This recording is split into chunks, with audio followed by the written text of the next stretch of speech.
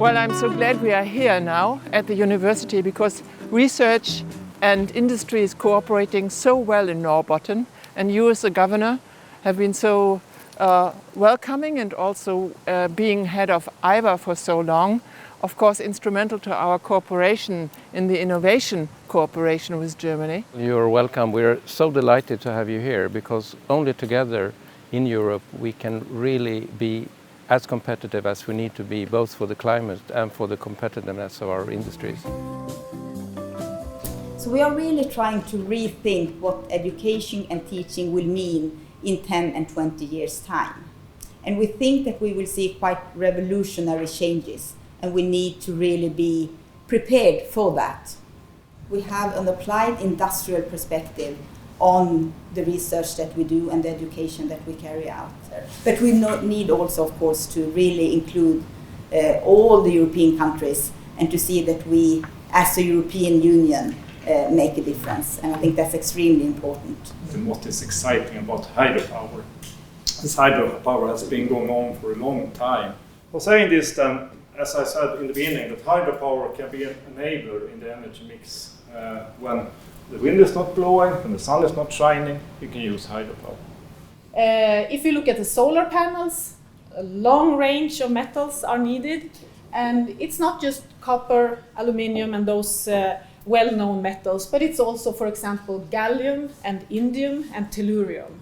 The European Commission has now announced, just last week, new actions to make Europe's raw material supply more secure and sustainable. So that will be a very, very important alliance, the raw material alliance, and LTU will for sure be part and take action in that. Now is the possibility of using industrial byproducts and waste and the residues that aren't used today. So you can't take all of that, but quite a part of that could be used.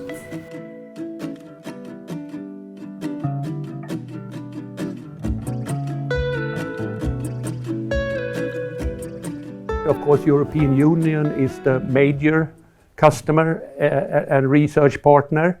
So we're in between the universities and the industry. We go hand in hand with industry. We are guided by 3 research councils with representatives from industry. We take the ideas, let's say, the base research done generally at the universities, and we have in the industrial contact, and we try to raise the technology and knowledge up to that level.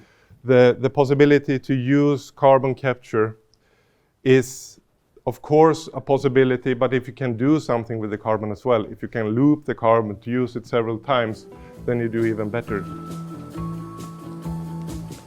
Hybrid then is a joint venture from LKAB, SSAB and Vattenfall. And the aim is to do the first fossil-free steel and with virtually no carbon footprint. Here is then the pilot DR building.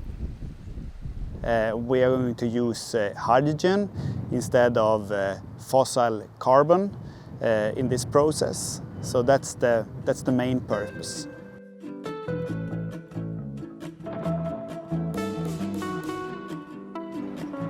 We supply around 20%, a little bit more, of all the iron used among the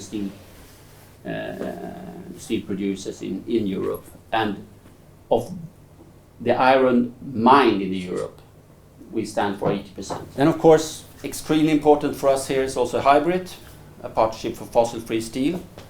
Let's say like this: we have for several years been looking very strong, how do we make our operations carbon neutral? But the really big thing is, of course, how do we make sure our product in the end, together with SSAB and Vattenfall, is carbon neutral. So if we're really going to do something about our CO2 emissions, we really have to target the blast furnaces, because that's where we have the emissions. There are lots of things that we can do already today and are doing. So let's start with that first. Niklas, can't we conclude? Let's go together into the future. Yes. That sounds wonderful. Yeah. No. Thank you very much, and it was a pleasure to have you here.